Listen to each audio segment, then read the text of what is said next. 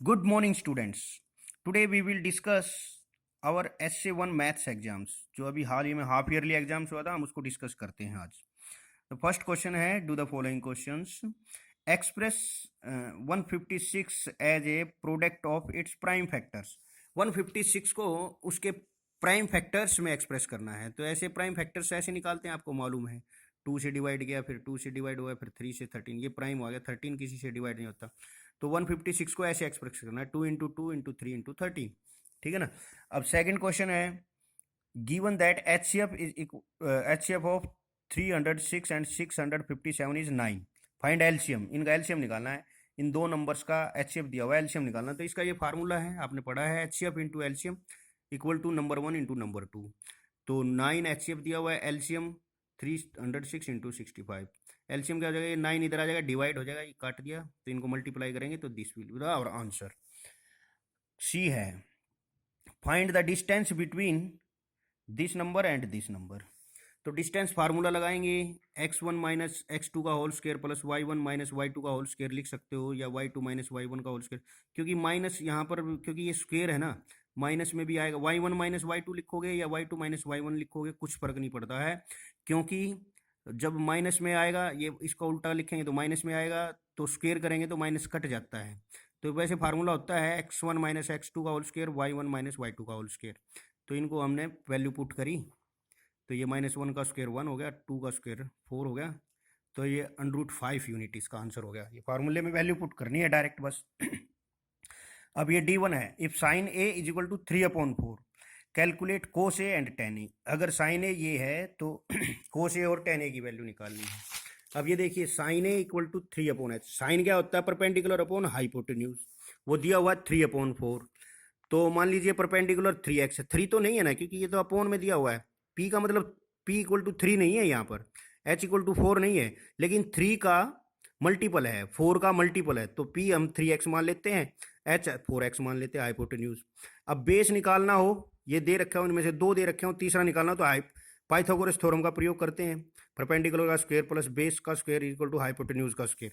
तो base square, ये perpendicular इधर जाके माइनस हो जाएगा, बेस क्या हो जाएगा, अंडर रूट हो जाएगा। तो 4x का स्क्वायर माइनस 3x, 16x का स्क्वायर माइनस 9x का स्क्वायर। तो ये कितना होगा, 7x का स्क्वायर। x का स्क्वायर का अंडर रूट करेंगे तो x आ जाएगा बाहर, अंडर रूट 7x। अब कोस ए निकालना है, वो होता है बेस अपॉन हाइपोटेन्यूज। तो बेस ये हमारा निकल के आया है, हाइपोटेन्यूज ये था हमारा। तो ये वैल्यू पुट कर दी, x से x कट जाएगा, तो कोस ए की वैल्यू हो जाएगी √7/4। सिमिलरली टेन ए की वैल्यू, टेन ए होता है p/b, उनकी वैल्यू पुट करी, p की और b की, तो x से x कट गया। लेकिन ये √7 नीचे है ना, तो इसको रैशनलाइज कर देंगे, क्योंकि नीचे कभी भी रैशनल नंबर नहीं रखना होता है। तो √7 से मल्टीप्लाई किया, √7 से डिवाइड कर दिया, तो 3√7/7 is the value of ten A. And the next question is, ये ट्रायंगल दिया हुआ है 12 13 QR। In this given triangle find tan P minus cot R।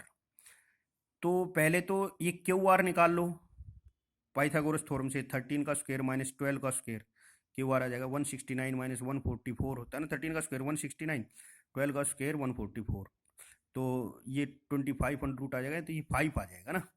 तो 5 वैल्यू आ जाएगी, तो फिर आप इनकी वैल्यू पुट कर दो। 10p क्या होगा, 5/12, और कोट R क्या होगा, कोट R भी 5/12। तो माइनस करने हैं, तो 5/12 अपॉन माइनस 5/12 कितना हो गया, 0 आज the answer. Evaluate sine 60 cos 30 sine 30 cos 30, plus का निशान है बीच में। तो ये वैल्यू निकालने के लिए आपको या तो वो टेबल याद करनी होती है, 30 60 और 90 और 45 वाली, या ये दो डायग्राम याद कर लो, माइंड में रख लो। एक 90 डिग्री का है, एक 30 होगा, तो दूसरा 60 होगा, क्योंकि 180 होता है जोड़। 30 के सामने वाली, 30 एंगल जो है छोटा है, 60 बड़ा है, तो बड़े के सामने बड़ी वैल्यू होगी, छोटे के सामने छोटी होगी। 90 सबसे बड़ा है, तो ये 2 √3 की वैल्यू 1.732 होती है ना, तो ये तो 1 से बड़ा है, 2 से छोटा है। तो 60 के सामने वाली वैल्यू √3 रख लो, 30 के सामने वाली 1 और 2, ये वैल्यू याद रख लेना बस, ये टेबल। और 45 में दोनों इक्वल है, तो दोनों के सामने 1 है, इसका हाइपोटेन्यूज √2 है, इसकी वैल्यू 1.414 होती है, तो ये 1 से बड़ा हो गया ना।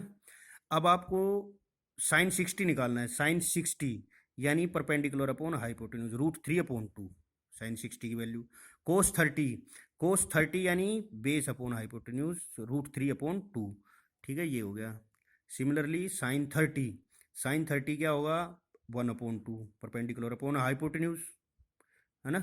और कोस 60 बेस अपॉन हाइपोटेन्यूज 1/2, तो ये वैल्यू पुट कर दी, √3 इंटू √3 3/4, ये 1/4, दोनों को ऐड किया, 4 LCM आया, 4/4 यानी 1 आंसर हो गया हमारा, ठीक है ना।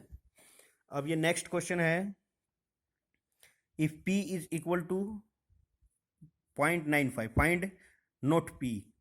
प्रोबेबिलिटी, टोटल प्रोबेबिलिटी 1 होती है ना, तो अगर P probability of an event दे रखी हो और नोट ऑफ इवेंट निकालनी हो तो 1 में से माइनस कर देते हैं, है ना, ये फार्मूला होता है इसका। और नोट ही दे रखा हो तो इसमें से माइनस कर देते हैं, तो ये 1 माइनस 0.05 हो जाएगा प्रोबेबिलिटी, ये तो फार्मूला है। A dice is thrown once, find the probability of getting a prime number. तो फार्मूला है प्रोबेबिलिटी निकालने का क्या फार्मूला है, number of favourable events upon total events. तो देखो एक डाइस में 6 नंबर होते हैं, 1 2 3 4 5 6, डाइस में 6 होते हैं ना, उसमें प्राइम नंबर कितने होते हैं, प्राइम नंबर 3 ही होते हैं, एक तो 3 होता है, एक 1 होता है और एक 5 होता है। तो फेवरेबल नंबर हो गए 3 और टोटल नंबर 6 हैं, तो 3/6 उसकी प्रोबेबिलिटी होगी, यानी कि 1/2, 3 से डिवाइड हो गए ना दोनों, ठीक है। और find the point on x axis which is equi distance from this and this point. X axis पर वो पॉइंट निकालो जो इस पॉइंट से और इस पॉइंट से बराबर दूरी पर हो। तो इसमें इससे पहले एक ये क्वेश्चन रह गया है, ये बीपीटी का, ये दे रखा है AD और ये D भी दे रखा है, AE और EC निकालना है इसमें, है ना, ये पैरेलल लाइन दे रखी है। तो ये देखिए, ये गिवन क्या है, ये पैरेलल है DE इसके BC के, और ये जो टू फाइंड आउट क्या है, ये वैल्यू भी लिख लेना गिवन में, क्या क्या वैल्यू दे रखी है, AD बराबर 1.5 सेंटीमीटर, है ना, और टू फाइंड आउट EC। और सॉल्यूशन में अब देखो DE पैरेलल है BC के, ठीक है, गिवन, तो देयर फॉर AD/DB AE/EC के बराबर होगा, क्यों, बीपीटी है, बिकॉज बीपीटी। तो इनकी वैल्यू पुट करेंगे बस, खाली 1.5/3 क्रॉस मल्टीप्लाई करेंगे, EC की वैल्यू आ जाएगी 3/5, 3/1, ये पॉइंट हटा दो, ऊपर 0 आ जाएगा, 30/15 यानी 2 हो गया हमारा आंसर। अब ये फाइंड द, ये इक्विडिस्टेंस वाला क्वेश्चन है। तो एक्स एक्सिस पर कोई भी पॉइंट हो, उसका y तो 0 होता है, तो मान लिया हमने वो पॉइंट क्या है, x0, ठीक है। अब ये पॉइंट इससे और इससे इक्वी डिस्टेंस है, यानी कि इनका डिस्टेंस और इनका डिस्टेंस बराबर है। तो डिस्टेंस फार्मूला लगाओ, इसके और इसके बीच में डिस्टेंस फार्मूला, x1 - x2 का होल स्क्वायर, y1 - y2 का होल स्क्वायर, ऐसे ही ना, दोनों को इक्वल पुट करो, ठीक है ना, फार्मूला लगाओ, यहाँ पर a - b का होल स्क्वायर, यहाँ a + b का होल स्क्वायर का फार्मूला लगाओ, और फिर स्क्वेयरिंग बोथ साइड करो, ये कट जाएंगे x², है ना, 4 से 4 कट जाएगा, ये -4 इधर 4x जाएगा, -4x -8x, ये 25 इधर जाएगा, माइनस का हो जाएगा, तो x = 56/-8 -7 हो जाएगा। तो x की वैल्यू हमारी ये आ गई -7। तो ये पॉइंट क्या हो गया हमारा, -70 जो है ना, इस पॉइंट से और इस पॉइंट से इक्वी डिस्टेंट है, यही हमें निकालना था।